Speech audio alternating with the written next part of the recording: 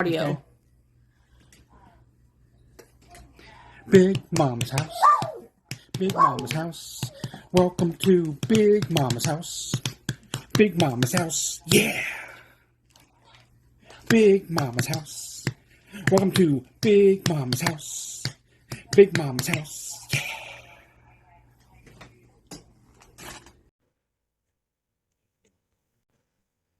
Welcome back to Big Mama's house, y'all.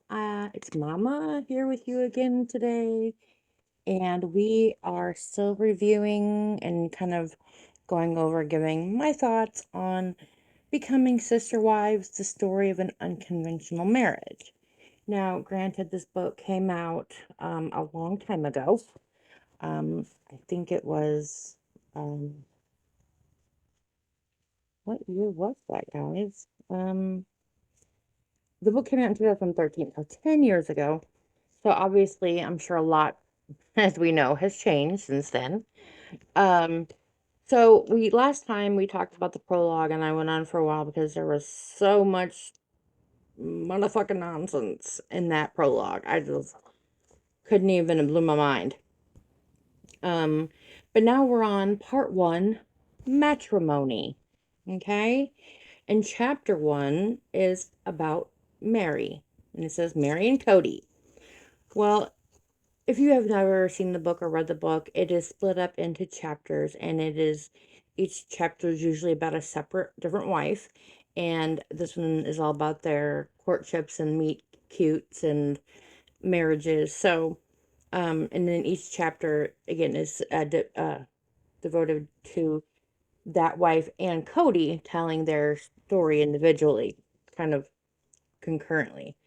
Um, so here in chapter one, on Mary's point of view, um, it begins with her young life, and they really kind of go back and give you some backstory into their own lives. And basically, when it came to Mary, Cody, and Janelle, which is as far as I've gotten so far, all of their parents started out as Mormons, regular everyday Mormons, and then through some instance of meeting someone in polygamy or learning more about the faith of polygamy and all that, they decided to convert and become uh, fundamentalists. So, I find Mary's story kind of odd. She says she spent the early years of her life in California with her parents, and they were both, devout Mormons. But her mom started learning about the fundamentalist faith through a friend, and she began studying about it. And it took 4.5 years of her mom kind of at her dad going, "Hey, let's move to Utah. Hey, let's move to Utah. Hey, let's move to Utah." Um, and it says here that he didn't know her religious reasons at the time, but he was down with like picking up their lives and just, moving off to who knows where. Um, I don't understand that about people. I can't just up and move. It takes a lot of planning, a lot of organizing. I don't know. That's just me though. But at the 4.5 years it took them to research it and study it and move to Utah, at that point Mary was only 5. Okay, so basically her entire life, right after Mary was born, her mom decided that hey, maybe he should get other women pregnant and leave me alone. I don't know. I'm just totally making that part up, but it could be. You never know. And her mother is also the one who wanted the plural wives. It never really goes into detail about why, except that they just fell in love with the faith. And I don't know. That is a huge leap for me to go from having a husband and a child to wanting multiple wives and sharing your husband and having multiple children and the stress of caring for all of them and where's your place in that. And I don't know, to me it's you'd have to have one heck of a calling. That's all I can say. I don't even know. So they joined the Fundamentalist Church when Mary was 5 after they moved to Utah. Um, there's a wife that was brought in pretty quickly after they moved to fundamentalism in Utah. Um, and again, when she was only 5, this woman was in her life, and so all this is happening, boom, boom, boom. I hope you all can keep up with me on that, because the timelines on these are, it takes a minute to figure them out sometimes. Um, but there's no children, and she left 2 years later. Again, doesn't really say why. Um, I would love to know, be a fly on the wall for those kind of uh, talks. And then when she was 10, they got another wife, and I guess that one worked out a lot better. Doesn't really go into a whole lot of detail, just that he got another wife. But she was very happy because in the end, her dad had 4 wives in addition to her mother, so that's a total of 5, and 27 siblings.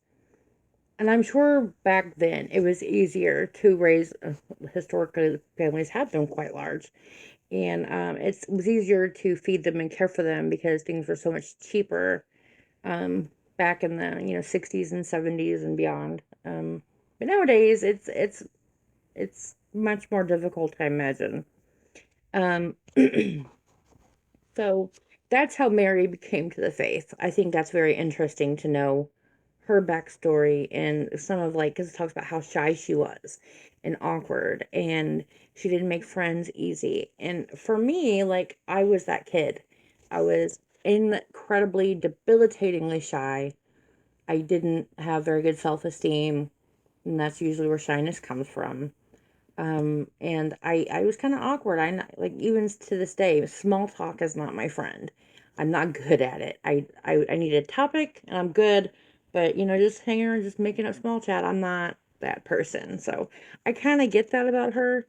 And then having the different interactions with the different mothers from a young age, um, I guess it would make it a lot easier to grow up in it and think of it more as normal and not really have memories of her parents in a monogamous relationship.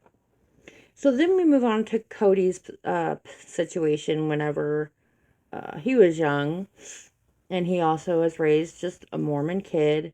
And when he was 14 years old, this is a quote from the book. When I was 14 years old, my mother pulled me aside and explained to me some of the doctrines of Mormonism that are a little more intense. Only one of these is celestial plural marriage. Um, I don't know why it's said that way. Like, to me, it's like my mother sat me down and talked to me about all this, like, crazy stuff. And to me, that's just is kind of like Cody drama. He likes to feel like it's important and dramatic and oh, but maybe just a mom having a convo with her kid about their religious beliefs and what else is out there. And I don't know. I would love to be a fly on the wall with all these conversations. But then he went to do his mission work for 2 years in Texas, and he got letters from his mother, and it's always from the mother, I hope you notice, that his parents had been excommunicated from the LDS Church and had joined the fundamentalist Mormon faith. Um, I'm sure as a 14, or I guess he would have been 18 at that, maybe 18, 19, when he was doing his oh my gosh, you guys, I just had a brain fart. When he did his, um, when he was on his mission, for the church. Okay, and then he said, by the time I returned from my mission, which was 2 years long, my father had taken a second wife. So Cody's got a second mom, a new mom, at 8. I guess he's like 20 years old at this point. And his mother, he said, had written him dozens of letters about how wonderful her sister wife was. And he says that she deserved my love and my respect simply because my father had married her. Well,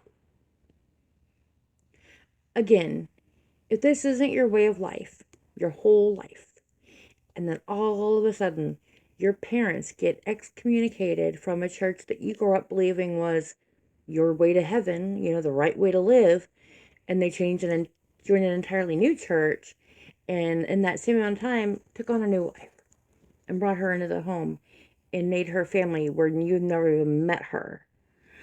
I don't know if that attitude is just because like his father was the boss and he was like, okay, dad, whatever you say, or if he really was, or maybe, I mean, did he had to have some negative feelings.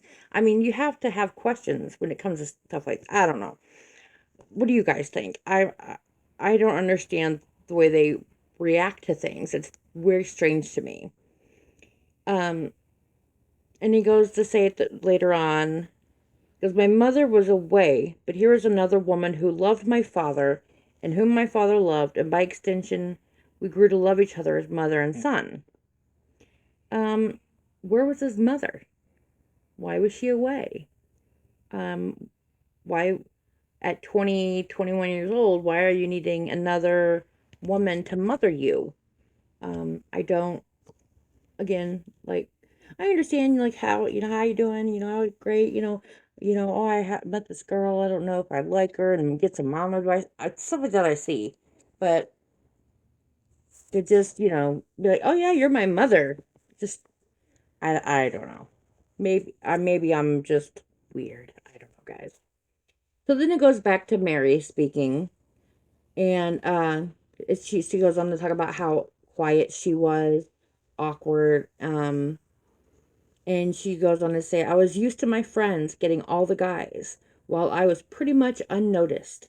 It was good to be seen for once and not to be overlooked for my shyness. So here's this girl. I think she is like 18 years old at this point. A little bit older guy, 22 or so, or maybe 20. Maybe he went on his mission when he was 18. So maybe he was 18 to 20 whenever he was gone. But still, 20-year-old guy. And he notices her and he's cute and he's funny and he's, everybody likes him. And all of a sudden, because he's paying attention to you, other people are paying attention to you and you're not invisible anymore. Um, yeah, that's how abusers get their women too. You take women with really low self-esteem and you build them up and make them feel like they're the only one in the world for you. And, then you slowly chip away at their whatever self-esteem they have until they're totally dependent on you and your ideas. I don't know. To me, it just seems kind of like grooming, you know, that love bombing kind of thing. My opinion, just saying, I don't know. And she goes on to say, Cody was the brother of a good friend, and that was how we began our friendship. Um, so not having many friends, but being very involved in her church, I think, is what helped her. And but she even goes on to say, I mean, I'll keep going, guys, but you'll see what I mean. Says, um, our faith has specific morals to uphold and protocols to follow when courting. Um, but she says there was something flattering about a young man going to the trouble of getting my father's approval before taking me out. See, and it's again those things. He was very attentive, all of the girls there, and he picks the shyest, most awkward, one. Um, and then she goes, my father was an excellent judge of character and warmed to Cody immediately. My dad had a good handle on people. Mary, girl, I mean, I'm sure maybe your father's passed by now, and if so, I apologize. I'm so sorry. But I think that may be a bit of an exaggerated statement. If he thinks that Cody Brown is good people, um, well, let's just keep going. Um, she says, at first, when people noticed us hanging out together, they would ask Cody if I was his sister. I had been a member of this church since I was 5 years old, but I was so quiet and shy that many people had simply not noticed me. Now that I was spending time with Cody, people began to notice. That, I have that entire paragraph circled, and I just have sad written by it because I know what that feels like, okay?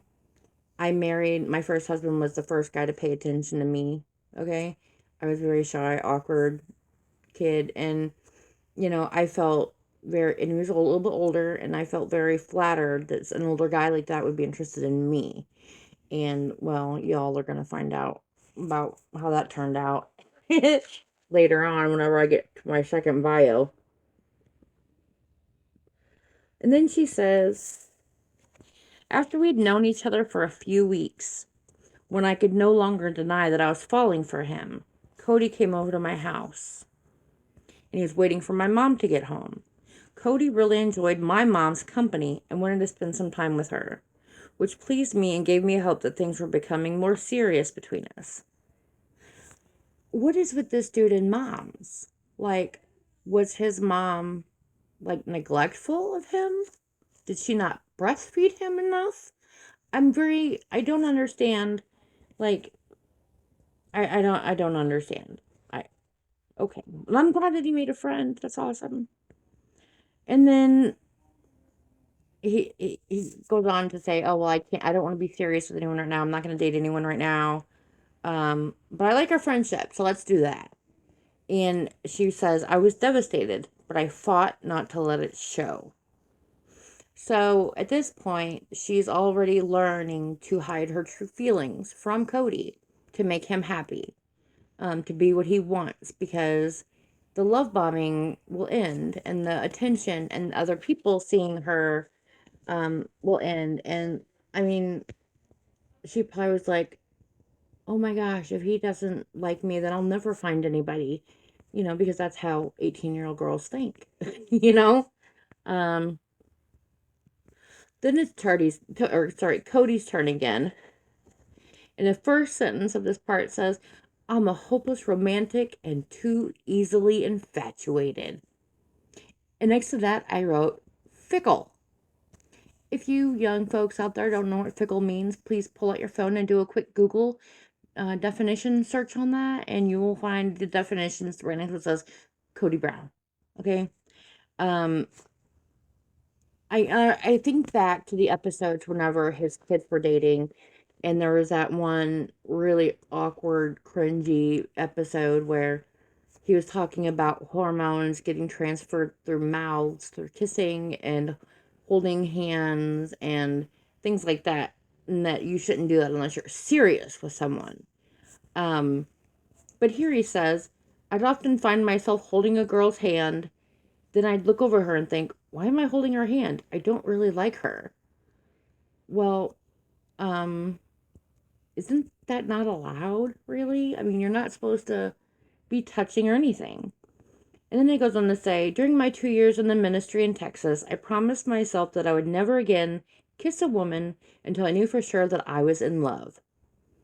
I guess we're talking about like just chaste, closed mouthed kisses, I'm assuming, Mr. Brown, because, when you French kiss with your mouths open, you get hormones and you could go off your head and have sex and ruin your life, I guess. I don't know. But kissing was supposed to be like taboo before marriage. So he's, I don't know. Are y'all keeping up with the hypocrisy here? That's the point I'm trying to make. And he says, Mary was so cute and sweet when I met her that I had a hard time suppressing my hopelessly romantic nature. I had a sneaking suspicion that we were soulmates. So he thought that she was cute and sweet. Okay, nice. That's what you want to hear about the man that you're in love with, right? And later it says, a few weeks after I told Mary that I wasn't open to dating, I invited her up to my parents' ranch in Wyoming for Thanksgiving. Mr. Brown, that's called a mixed signal. Okay?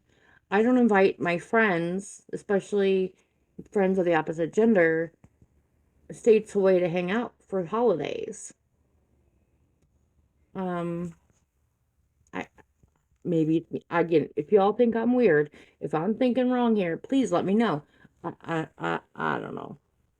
And then he says, I had strong feelings for Mary. She was sweet and innocent and a wonderful listener. She validated my existence. Oh my Lord. That is probably the most sad, pathetic, um, narcissistic, and probably honest thing that he's ever written or said, because that it's all about Cody. It's not about how she was madly in love with him and all this stuff. It's, oh, she was innocent and sweet, and she listened to me all the time because she's so quiet and shy. She just let me do all the awesomeness, and she just sat there and she validated his existence. I want to know how.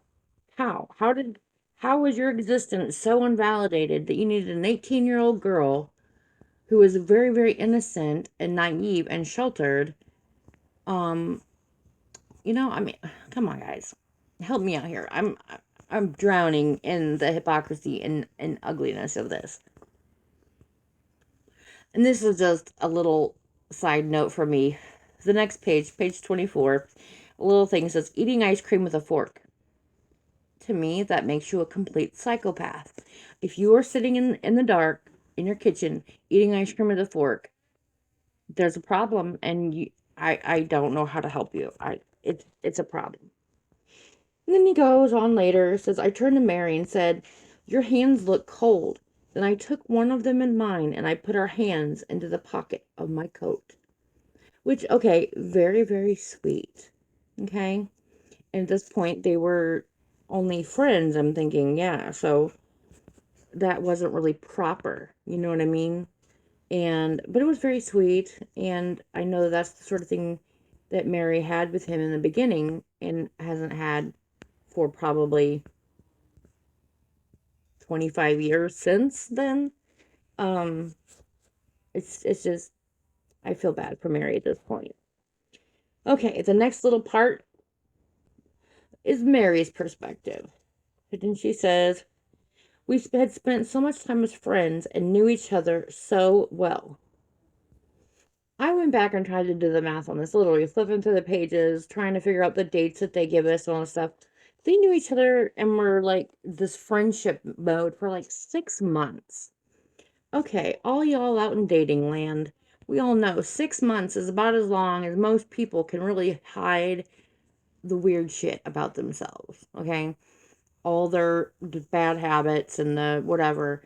6 months is usually the mark where it starts to get a little more serious, and the walls start coming down, truths start coming out, and reality really starts setting in.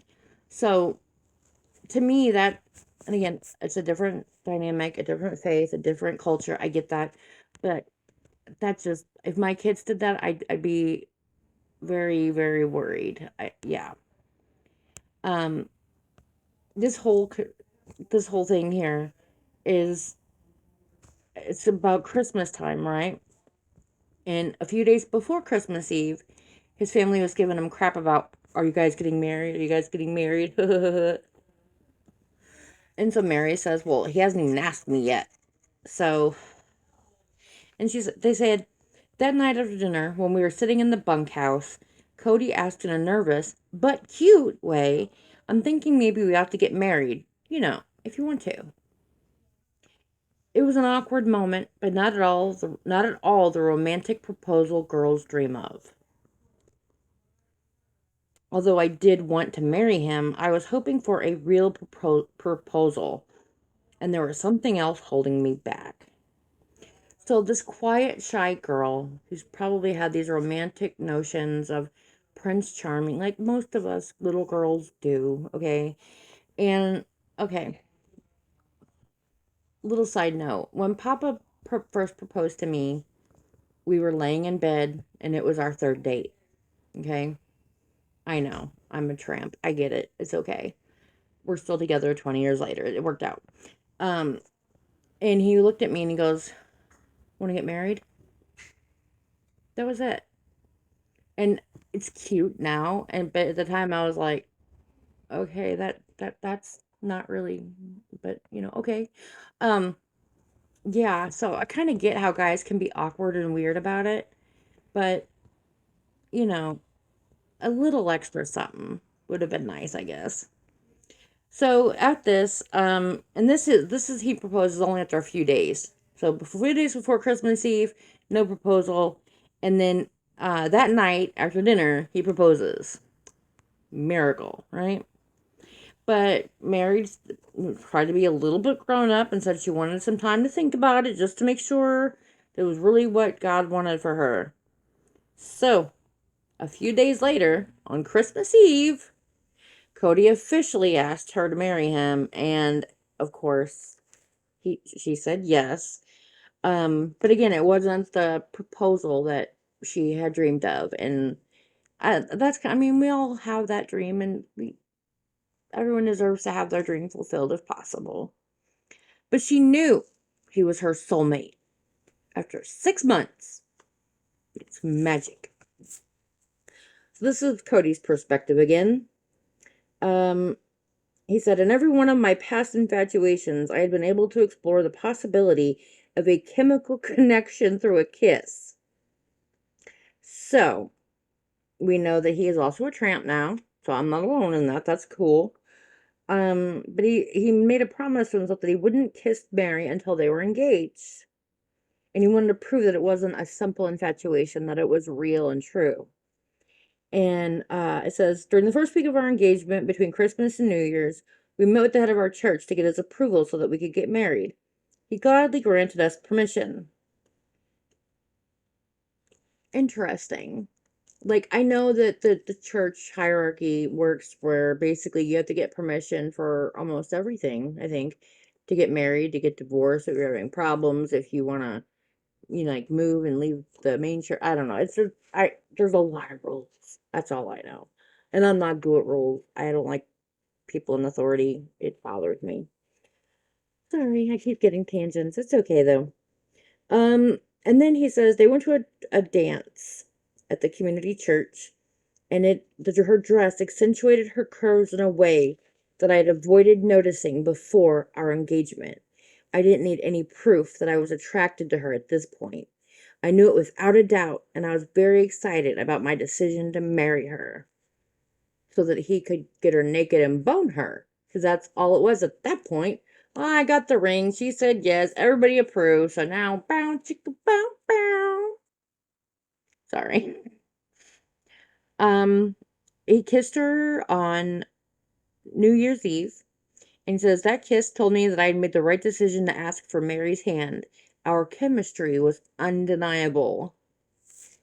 Um, they set their wedding date, which gave them nearly 4 more months of courtship for a total of like, I don't know, 5, something like that. Crazy. These kids these days, they take so long to get married. I don't know. And he says, after 3 subsequent marriages, I now understand what a luxury this courtship was. Since we had a monogamous engagement, there were no complications from the emotions and feelings of another wife. Mary and I were able to date as much and as freely as we wished. We were able to get to know each other unencumbered and unhindered. Now, if any of you all have watched the show, they seem to have I mean, according to them, like, we'll get to it, but their relationship on the show looks nothing like they're painting it in the book. There's no romantic soulmate connection. I don't see it. I mean, they just look married, like just normal everyday whoop-de-doo, whatever. Not that marriage is whoop-de-doo. Please do not get me wrong. I adore you, husband. Mwah, mwah, okay. Um, he says, during our courtship, we were completely carefree. We had minimum wage jobs that we weren't committed to. We didn't have much money, and we were trying to prepare for our wedding and honeymoon, but it didn't bother us. We didn't know where we were going to live after the honeymoon. We didn't know what we were going to do, but it was exciting. We had each other, and that was all that mattered.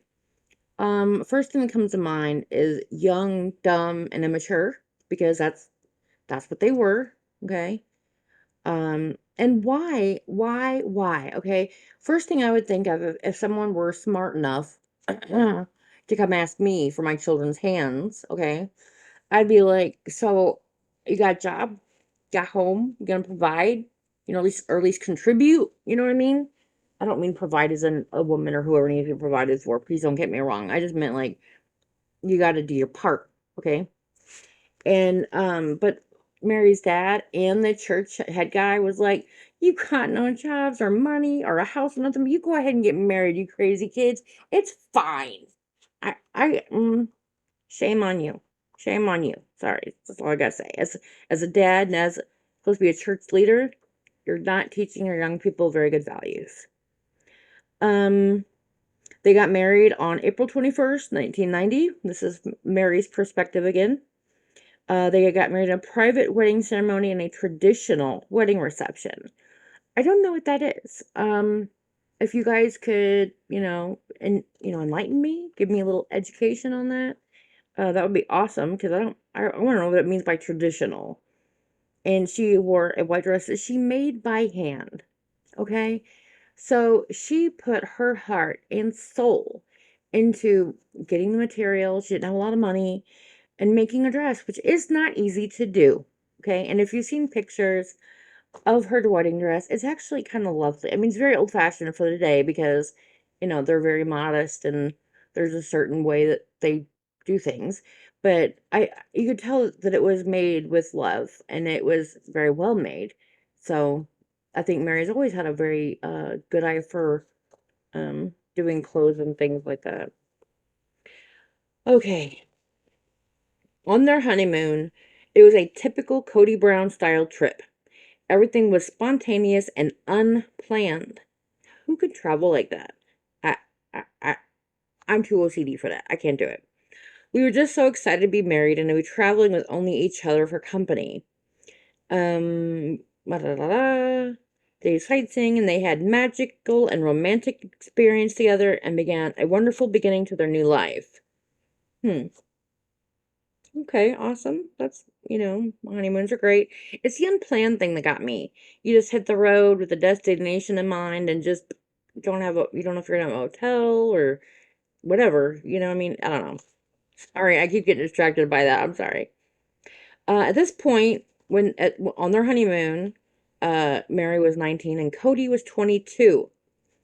They didn't have school or careers tying them down. At one point, it says, we both held jobs that didn't really interest us. We needed to take a trip out of town to see his family in Wyoming, so we quit our jobs and decided to just get ones that we actually liked when we returned home. Wow. It really was a different day and age, wasn't it? I mean, who could imagine just living that freely, that fly by night, no plans, no worries, just it'll work out. I can't live like that. It would make me nuts. And she says, one thing Cody and I both knew and had committed to each other from the moment we got married was that there would be other wives. And then goes on to say, on occasion when Cody and I would meet a woman, he and I would discuss whether she would be a good fit for our family. We knew it would happen eventually, but in the meantime, we were enjoying the time we had together, learning, sharing, and falling more in love each day. I don't understand why, as newlyweds, like Brandon, they're madly in love, they're soulmates, all this stuff, but they don't, and they don't have like real jobs. They don't have a solid home, no money, but they are already looking for other women.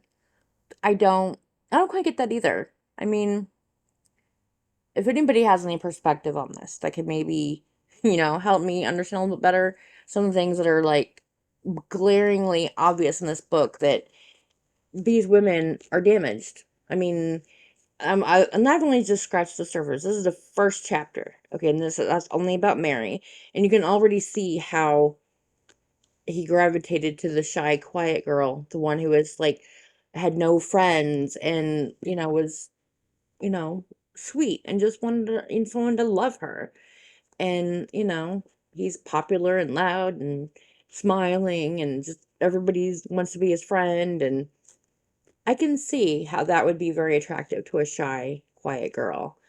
Um, and again, I haven't gotten any farther in the books. We're not going to talk about anything that comes later or next, whatever. The next chapter, chapter 2, is about Janelle coming into the family and her youth and things. So that will be Becoming Sister Wives book review part 3 next time. I hope you've enjoyed part 2, which is chapter 1. Please leave me comments, information, whatever you want. Please stay safe out there. Buckle your seatbelt, use your turn signals, and spay and neuter your pets. Bye.